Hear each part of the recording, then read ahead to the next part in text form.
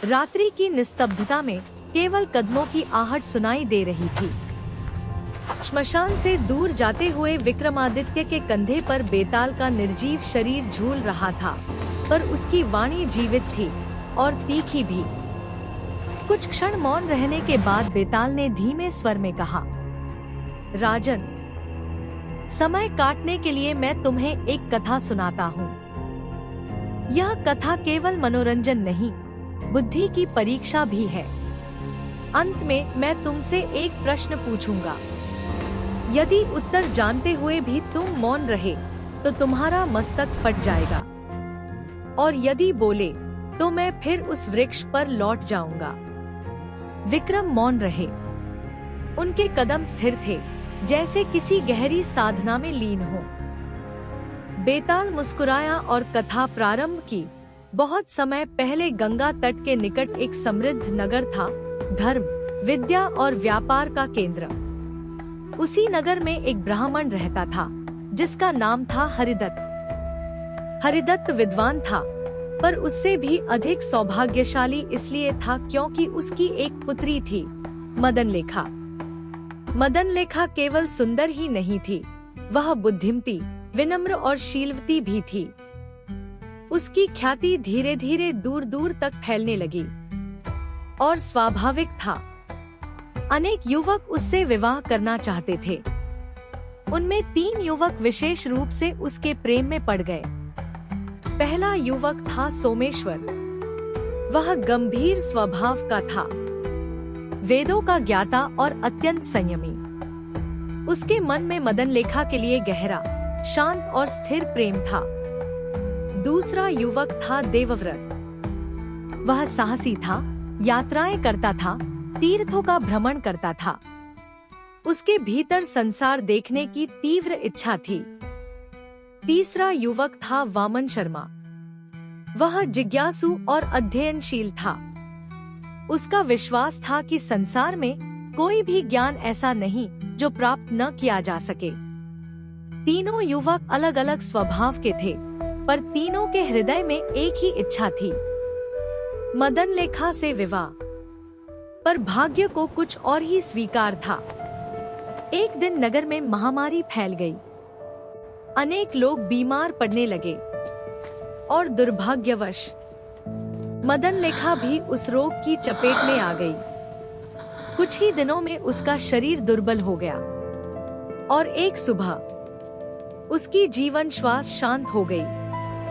नगर में शोक छा गया। तीनों युवक स्तब्ध थे। उनके लिए संसार जैसे एक ही क्षण में शून्य हो गया।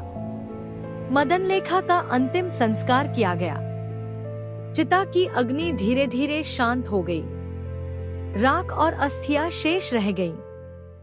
तब तीनों युवकों ने अपने अपने तरीके से उसके प्रति प्रेम प्रकट किया। सोमेश्वर बोला, मैं इस चिता की राख की रक्षा करूंगा। जब तक जीवित रहूंगा, इसे किसी अपमान से बचाऊंगा। देवव्रत बोला, मैं इसकी अस्थियां लेकर पवित्र तीर्थों की यात्रा करूंगा, ताकि उसकी आत्मा को शांति मिले। और वामन शर्मा बोला, मैं ज्ञान की खोज में निकलूंगा। यदि कहीं ऐसी विद्या मिली जिससे मृत व्यक्ति जीवित हो सके, तो मैं उसे सीखूंगा। तीनों अपने अपने मार्ग पर चल पड़े। समय बीतता गया। ऋतुएं बदली।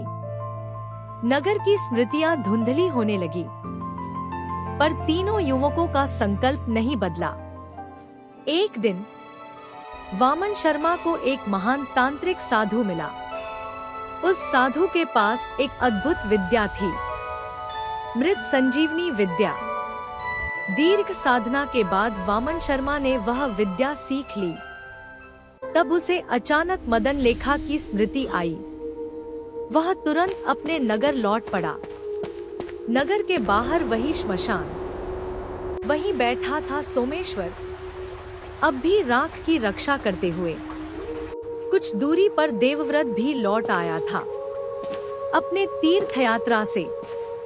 तीनों फिर एक साथ खड़े थे। वामन शर्मा ने कहा, मेरे पास एक विद्या है, जिससे हम मदन लेखा को पुनः जीवित कर सकते हैं। दोनों चकित रह गए। राख लाई गई, अस्थियां लाई गई। वामन शर्मा ने मंत्रोच्चार प्रारंभ किया। आकाश में जैसे एक अदृश्य कंपन फैल गया।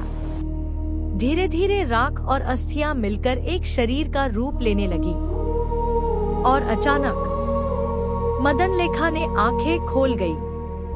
वह पुनः जीवित हो चुकी थी। परंतु जैसे ही यह चमत्कार हुआ, तीनों युवक आपस में विवाद करने लगे। सोमेश्वर बोला, मैंने उसकी राख की रक्षा की, इसलिए वह मेरी पत्नी बनेगी। देवव्रत बोला, मैं उसकी अस्थियां लेकर तीर्थों में गया, इसलिए उसका अधिकार मुझ पर है। वामन शर्मा बोला, मैंने उसे जीवन दिया है, इसलिए वह मेरी पत्नी होनी चाहिए। यहाँ तक कथा सुनाकर बेताल हंसा। रात्रि की हवा और भी ठंडी हो गई।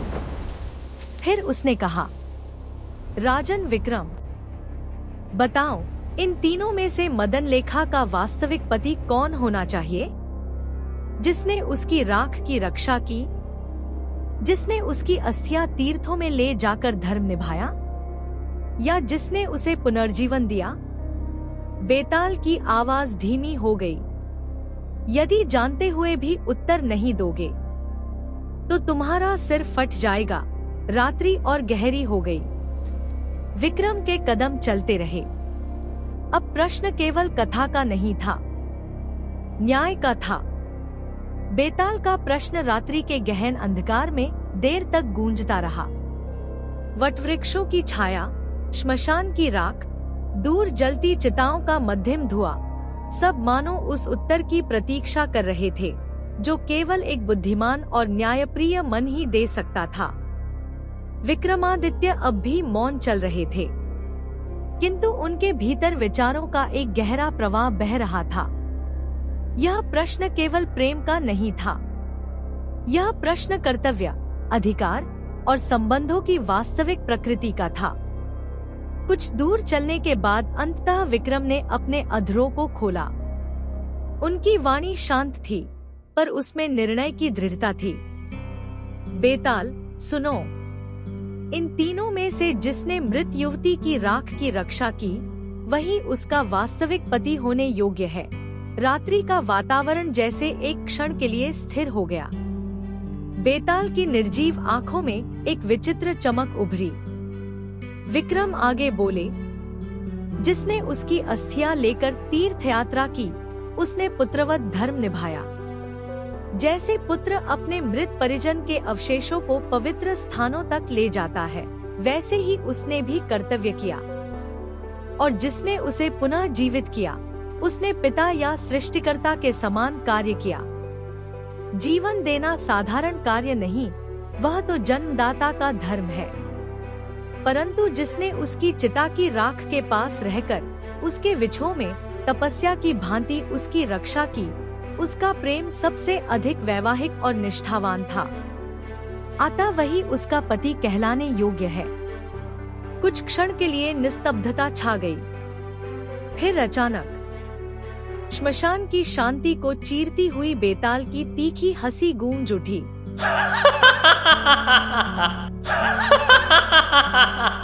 विक्रम, तुम सचमुच न्याय के ज्ञाता हो। तुमने वही कहा जो नीति और तर्क दोनों के अनुकूल है। उसकी हंसी में उपहास कम, प्रशंसा अधिक थी। पर राजन, उसने फुसफुसाते हुए कहा, तुम बोल पड़े। इतना कहकर बेताल का शरीर अचानक हल्का होने लगा।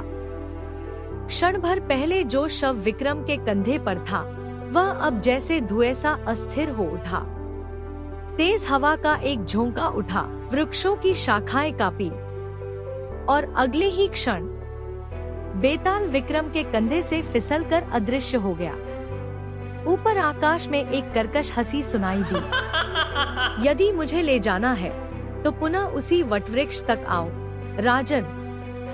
विक्रम ने एक क्षण के लिए भी क्रोध प्रकट नहीं किया। उन्होंने मुड़कर उसी दिशा में देखा जहां से वे अभी आए थे। दूर श्मशान के मध्य वही विशाल वटवृक्ष स्थिर खड़ा था, मानो रात्रि का प्राचीन प्रहरी। उसकी एक ऊंची शाखा पर फिर वही शव उल्टा लटका हुआ था। श्मशान फिर सामने था। चिता की बुझती राख अब भी मध्यम धूम्र दे रही थी। काले आकाश के नीचे वह विशाल वटवृक्ष किसी युगों पुराने रहस्य की भांति अडिग खड़ा था। उसकी शाखा पर बेताल फिर उल्टा झूल रहा था, जैसे वह कभी गया ही न हो। विक्रम बिना किसी शब्द के वृक्ष पर चढ़े। टहनियां उनके भार से हिली, पर उनका संतुलन अडिग रहा। उन्होंने शव को फिर उतारा।